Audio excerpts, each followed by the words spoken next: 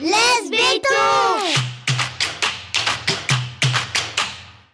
Vous qui vous intéressez à la vie loin des métropoles, vous êtes peut-être, comme moi, consterné par le traitement que réservent la plupart des médias nationaux aux mondes ruraux, qui se résument trop souvent à des récits de combats de coqs autour du champ des gallinacés. Alors quand j'ai découvert le travail de Camille Bordenay, dont les reportages pour le journal Le Monde sonnent justes, à la fois sur le fond et dans la forme, j'ai souhaité qu'elle fasse entendre sa voix dans ce podcast. Pour Camille, les mots ont une importance. Ne lui parlez surtout pas de France périphérique. Elle refuse d'utiliser cette expression à laquelle elle reproche de gommer la diversité des territoires ruraux et, pire, de convaincre les habitants de ces derniers qu'ils vivent en seconde zone. Pour donner à voir la pluralité de nos campagnes et contribuer à donner une vision plus juste de ce que c'est que de vivre hors des grandes villes aujourd'hui en France, Camille a choisi de se spécialiser dans le traitement territorial des sujets de société, de décaler la focale pour les aborder du point de vue des territoires et non de celui des métropoles. Et son regard est précieux, parce qu'en évitant les territoires ruraux surpâturés par les médias nationaux, elle a développé un point de vue pertinent sur ce qui fonctionne quand on décide de quitter la ville pour aller partager un confetti de territoire avec des gens qui, par choix ou pas, n'en sont jamais partis. Je suis Amélie Dag et je vous souhaite la bienvenue dans ce nouvel épisode de Laisse béton.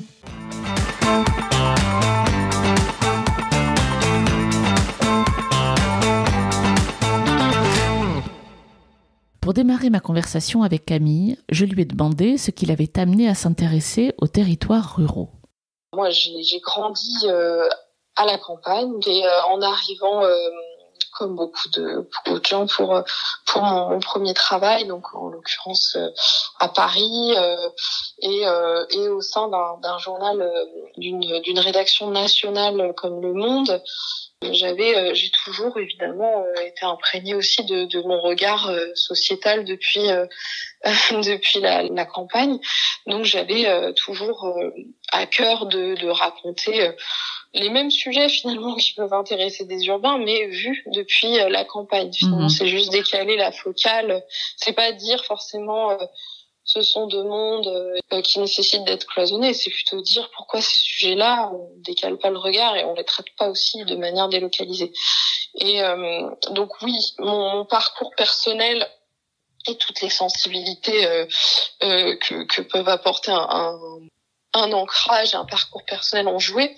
Et en même temps, je veux pas non plus mettre ça en valeur dans le sens où je pense pas non plus qu'il y ait besoin de venir d'un endroit pour être capable de bien en parler. Ouais. Parce que c'est un petit peu un biais que je trouve essentialisant. C'est comme si pour pouvoir parler, pour pouvoir traiter des banlieues, il fallait venir de banlieue. Ça, ouais. Je ne pense pas. Ouais. Donc je ne dis pas que je traite des ruralités parce que j'en viens.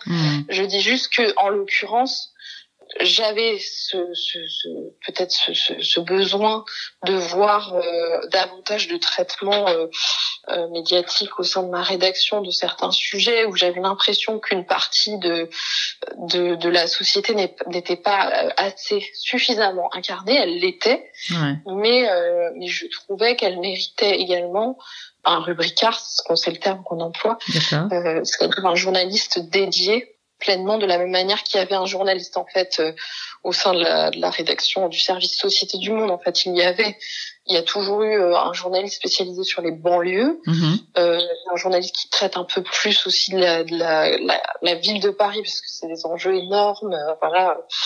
Et je me disais de la même façon, pourquoi il y aurait pas quelqu'un qui prend de manière transversale les sujets qui ont trait aux campagnes. Voilà.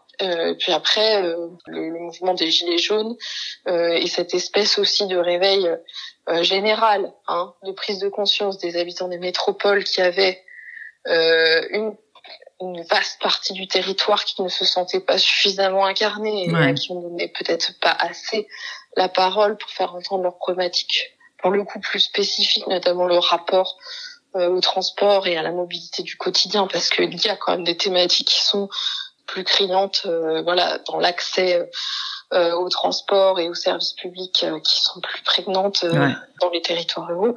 Là, voilà, c'était un petit peu tout ça. Mais ce que je veux dire, c'est que voilà, je pense qu'en fait, le point de départ, c'est une curiosité d'approche. Certes, la sensibilité de nos origines joue, je pense que bien voilà, sûr, mais je pense que quelqu'un qui est né et qui a passé toute sa vie à Paris ou dans une grande métropole, s'il est curieux de ces territoires, peut aussi très bien les raconter.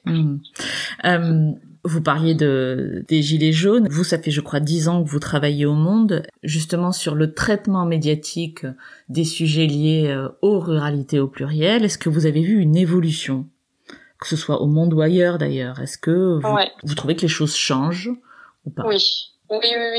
Clairement, je pense qu'il y a une bascule après les Gilets jaunes. Il n'y a pas une recomposition, par contre, territoriale. Malheureusement, c'est un leurre de parler c'est clair. Quand on emploie le terme d'exode urbain, les enquêtes là qui ont été menées notamment, je pense, par Popsu, Territoire, etc., montrent qu'il n'y a pas d'exode urbain, c'est un effet de loupe médiatique. Le phénomène de métropolisation se poursuit et s'accentue. Les campagnes qui étaient déjà très attractives le sont encore plus, celles qui étaient déjà en déclin le sont encore plus, une accélération du mouvement de périurbanisation, etc. Par contre, je pense qu'en termes de traitement médiatique, oui, il y a eu un effet qui est toujours propre à l'actualité, de réveil, de se dire oui, il y a une partie du territoire, en effet, et de ses habitants, qui exprime un sentiment de relégation, de déclassement, d'abandon qu'on a peut-être un petit peu ignoré dans ce grand traitement des métropoles, etc.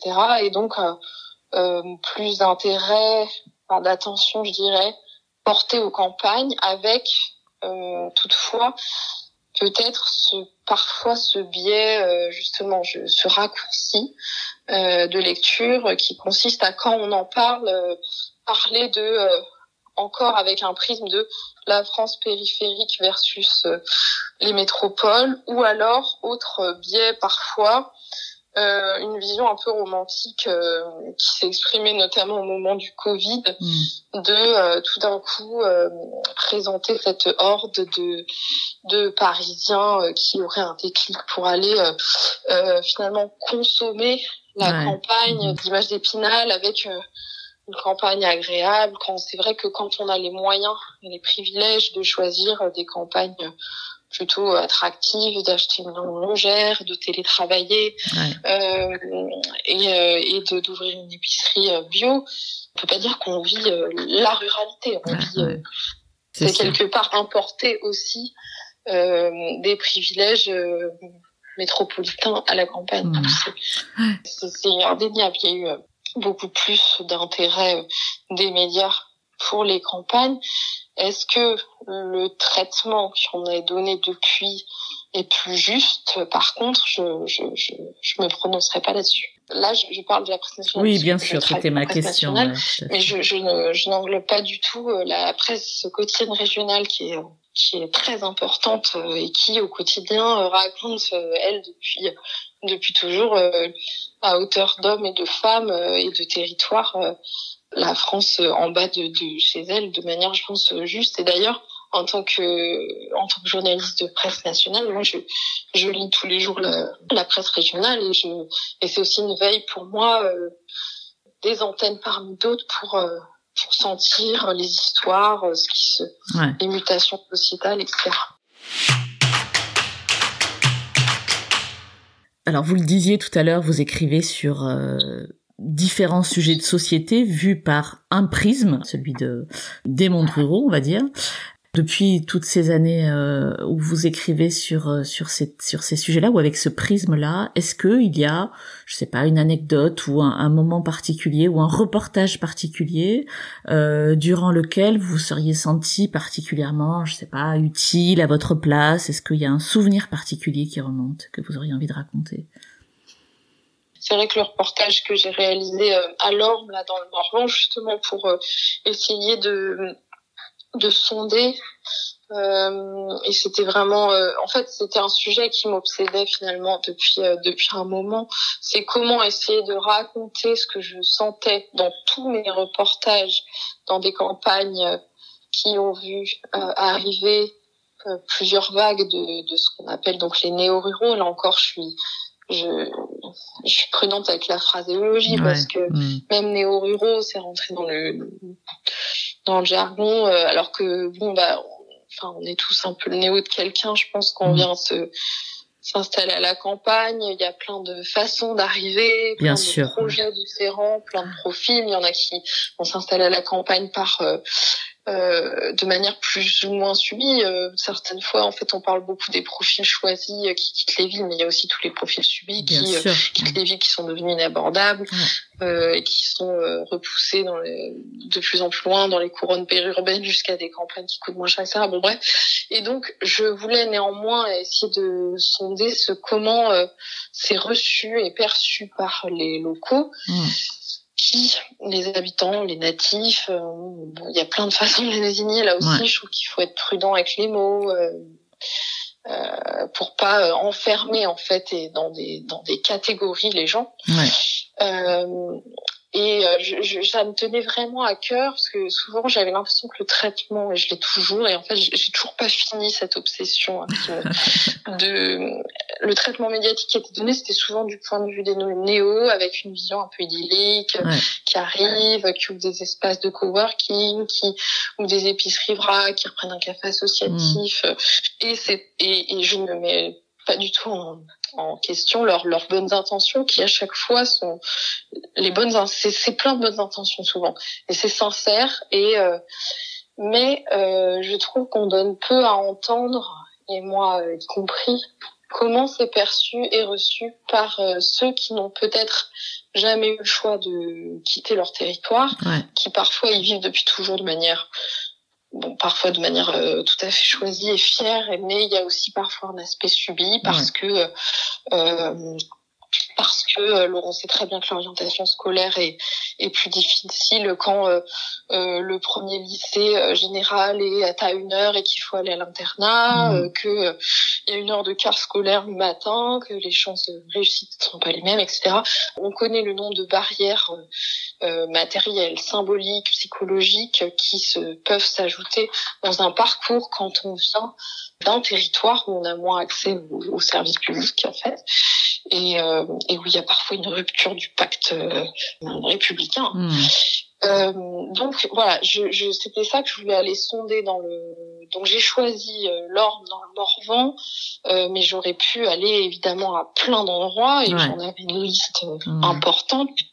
Voilà, donc j'ai voulu me poser à un endroit pour le raconter à l'échelle juste d'un village, parce que sinon c'est trop vaste, et surtout le raconter à hauteur de gens de toute la population du village, pour sonder les écarts de perception, que ce soit sur les lieux de sociabilité, donc le café, le PMU, le tiers-lieu, l'espace de coworking, et raconter comment peut se recomposer petit à petit un même confetti de territoire qui doit être partagé par des origines sociales, culturelles, économiques très différentes, et comment ce brassage peut ou pas opérer, comment ça se joue finalement dans les intentions et les attitudes, les concessions que sont prêts à faire chacun.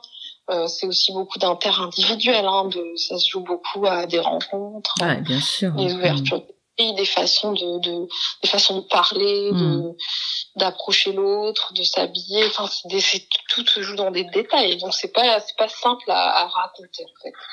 Mais je voulais vraiment essayer et je voudrais continuer d'ailleurs à sonder ça. Pas juste entendre toujours le citadin qui arrive, qui ouvre un nouveau truc à la mode avec et aussi toute cette sémantique qui a été questionnée dans ce sujet. C'est super bien moi fait. Qui m'a marqué, c'est par exemple, j'ai beaucoup j'ai focalisé le truc sur les tiers-lieux et j'ai choisi l'Orne pour ça, parce que c'est un territoire qui a la particularité, donc c'est du fait d'une longue politique, d'une ancienne politique d'attractivité des élus locaux. C'est pas le Covid qui tout d'un coup a fait débarquer plein de Parisiens, c'est qu'il y avait déjà un terreau ancien avec des élus locaux très très proactifs et volontaristes.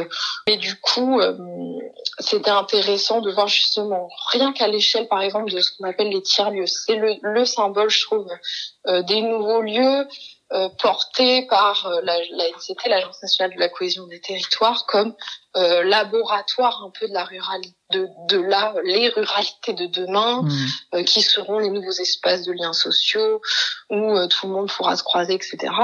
Et en même temps, pour beaucoup d'habitants qui ont toujours vécu à la campagne, c'est un petit peu réinventer l'eau chaude, parce que le café et le PMU du village, il a toujours fait office de tiers-lieu. Et puis le terme aussi tiers-lieu est quand même très hermétique, bien sûr, un petit peu intello, un peu élitiste, quoi. Et ce qui était intéressant à l'Orme, c'était que, en fait, tout le monde avait conscience de ces choses-là. Donc même les porteurs de ces projets, et même les élus, étaient conscients de la vigilance qu'il fallait avoir, et que derrière les bonnes intentions, on peut aussi créer de l'exclusion.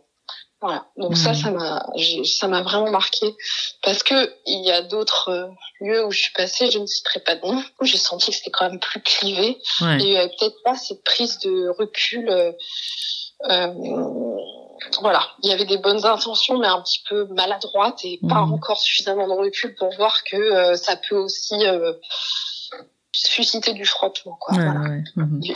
Et un sentiment, en fait, et alimenter le sentiment de relégation et de déclassement, ce qu'on appelle dans le jargon de la recherche, la gentrification, en fait. Et c'est un peu ça qui me travaille, c'est que la gentrification que les chercheurs ont longtemps exploré plutôt dans les quartiers urbains, etc. Là, ça commence je ne sais pas, non, mais en tout cas, on commence à s'intéresser au fait qu'elle touche également certaines campagnes attractives. Je vais vous demander là de mettre toute modestie de côté pour la question qui vient. Qu'est-ce qu'on vous a dit de plus beau, de plus sincère, de plus touchant sur ce que vous écrivez?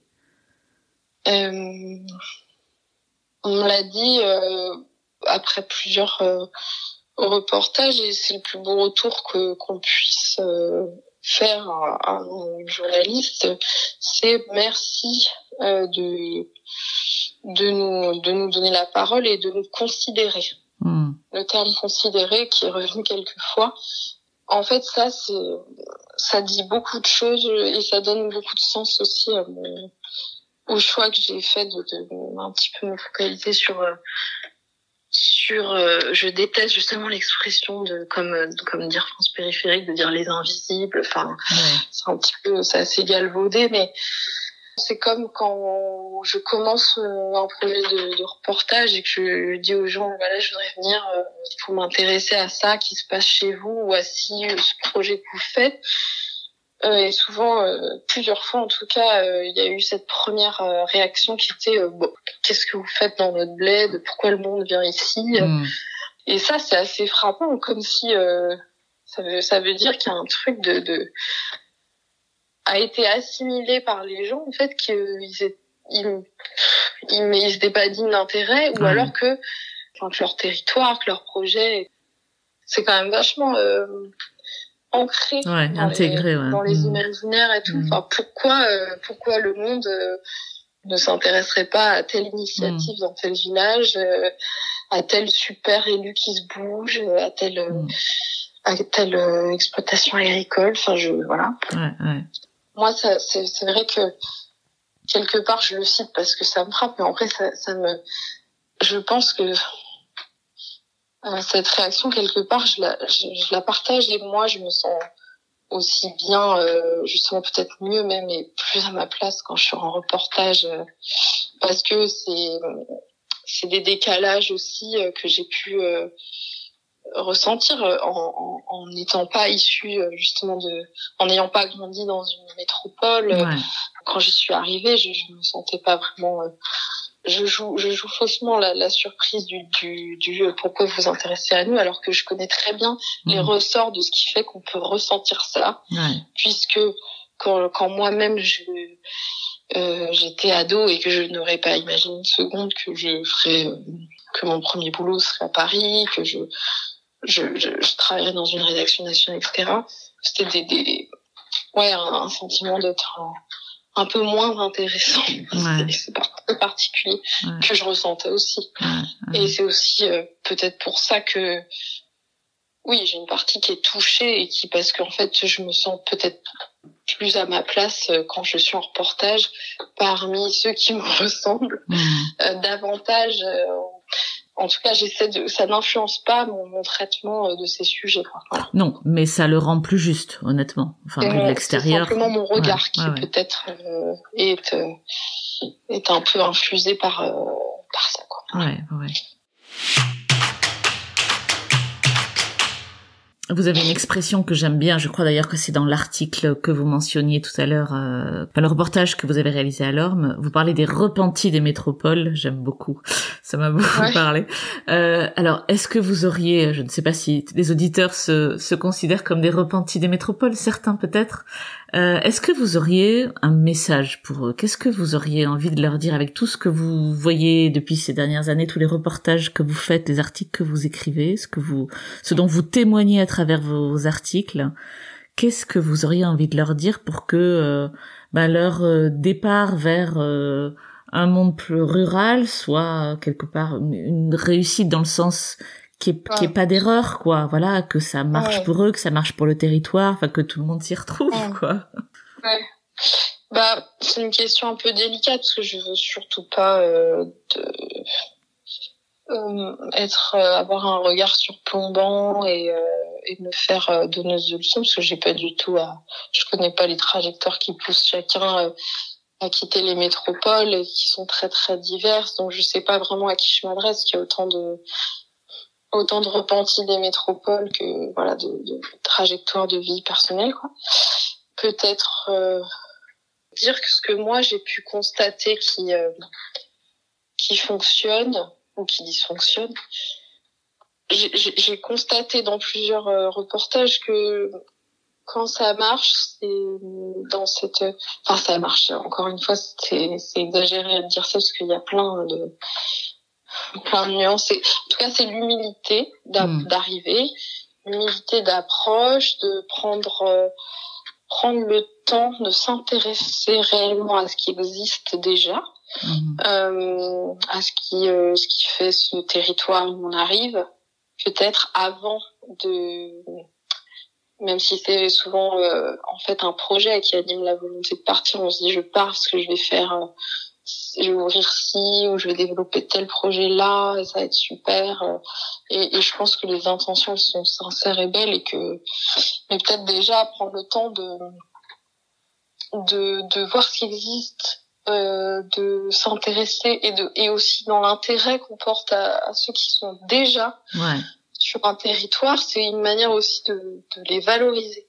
Parce que si on vient partager ce même conflit de territoire, c'est que on a déjà en commun l'amour, la volonté en tout cas de prendre soin de l'endroit qu'on va partager. Ça veut dire que en commun, on a l'intérêt, l'affection pour ce même espace. Donc comme on va le partager, je pense que les jalons, on peut prendre un peu le temps d'arriver déjà, d'observer. Et à l'inverse, ce que j'ai pu constater, c'est que là où ça frotte beaucoup plus et où c'est crispé, c'est quand il y a un sentiment par les personnes qui habitent déjà un territoire, qui parfois, encore une fois, eux n'ont jamais eu le choix d'en partir, pour diverses raisons. Peuvent avoir le sentiment il y a des termes que j'ai choisi de pas employer pour pas justement alimenter ou risquer de créer des clivages n'existant pas, mais il y a eu des termes que j'ai pu entendre ils arrivent comme des colons, ils ont une attitude, ils nous dépossèdent, ils nous prennent de haut, et ça en fait c'est peut-être pas vrai. C'est pas la question, parce qu'après, je suis pas en train de dire que il peut y avoir aussi des personnes habitant de leur territoire qui sont même quelle que soit la manière d'arriver, malgré toute l'humilité et les bonnes intentions, ça aussi je l'ai vu, des locaux qui restent dans le rejet par principe, dans la résistance au changement et le rejet de principe. Bon, là, voilà, on va pas se battre la coupe parce qu'on a choisi de quitter une ville pour monter sur un projet auquel on croit et tout.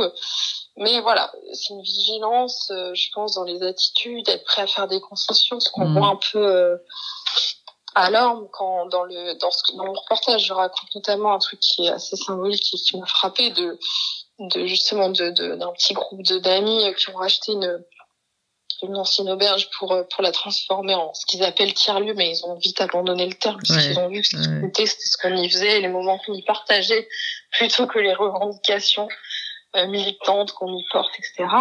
Et par exemple, eux sont pour la plupart végétariens. Et quand les chasseurs du coin leur ont amené un gibier de manière spontanée, parce que juste ils se sentaient bien là dans cet endroit, qu'ils avaient envie de partager un gibier, là où ailleurs peut-être des militants auraient fait de la résistance, parce que ça va à l'encontre de leurs convictions, etc. Là, ils se sont dit, bon, le plus important, en fait, c'est d'être ensemble, de partager. Donc, ils ont mis un peu d'eau dans leur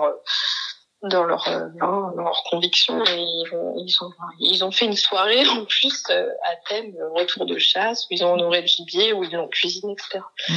Je dis pas que c'est une recette applicable partout, ça, mais ça dit beaucoup aussi quand on quitte un endroit pour aller ailleurs, c'est souvent animé par des convictions fortes. On veut changer, pas juste son espace de vie. Il y a beaucoup sauf qu'en fait, souvent, quand on fait cette démarche de transition, les profils qui font cette démarche ont quand même un capital, on va dire, des choses culturelles, militants, intellectuels assez forts, puisque s'ils en sont à remettre en question le modèle métropolitain et urbain, c'est qu'ils ont eu accès à une forme de politisation, etc. Il faut pas oublier qu'ils arrivent dans des territoires que eux choisissent, mais qui peuvent être subis par des gens qui n'ont pas cette même analyse, ce même cette même histoire personnelle, point de vue. Et avec un dernier point de vigilance que j'aurais, c'est qu'après ce sentiment justement de relégation et de déclassement, parfois alimenté par le fait qu'on voit arriver en plus des codes urbains jusque dans l'intimité de son village, peut aussi avoir des conséquences aussi politiques. Voilà. Ça, c'est un truc que j'ai clairement observé. Pour ceux qui font ce choix, peut-être toujours l'humilité, l'envie d'être ensemble avec les locaux avant de penser à qu'est-ce que je vais amener et développer. Peut-être qu'est-ce qu'on va m'apporter et voilà. Ok. Je retiens une forme de délicatesse. Vous parlez d'humilité, mais il y a une forme de délicatesse aussi c'est comme ça que je l'interprète aussi. Mais comme dans la société en général. En fait. Tout à fait. En tout cas, moi, je trouve aussi que c'est une démarche courageuse déjà, parce que forcément, elle va pas être simple, quoi. C'est courageux, mais avoir conscience qu'on va rencontrer tout ça et que c'est pas facile de partager un petit bout, un confetti de territoire en fait, malgré des différences sociales, culturelles et politiques. Disons que c'est plus facile de les noyer dans l'anonymat de la grande ville. Elles sont moins visibles qu'à l'échelle d'un condensé de société qu'est un village, quoi. C'était Laisse Béton, le podcast qui aide les citadins à réaliser leurs rêves de vie au vert. Si vous voulez réagir à cet épisode, témoignez vous-même au micro de Laisse Béton ou me suggérez des invités, écrivez-moi à amélie@laisse-béton.fr. Laisse Béton est également présent sur Instagram, Facebook, Twitter et LinkedIn. Si vous aimez ce podcast, abonnez-vous sur Apple Podcast, Google Podcast, Spotify ou Deezer. Décorez-le d'étoiles sur votre appli de podcast préféré et parlez-en autour de vous, c'est encore le meilleur moyen de le faire connaître. À très bientôt.